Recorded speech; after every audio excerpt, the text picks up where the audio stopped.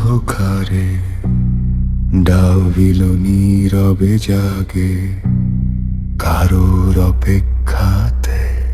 ডাউহিলের death রোডে কে যেন হাঁটে একা, পায়ের শব্দ বাজে শুধু, তবু যায় না দেখা।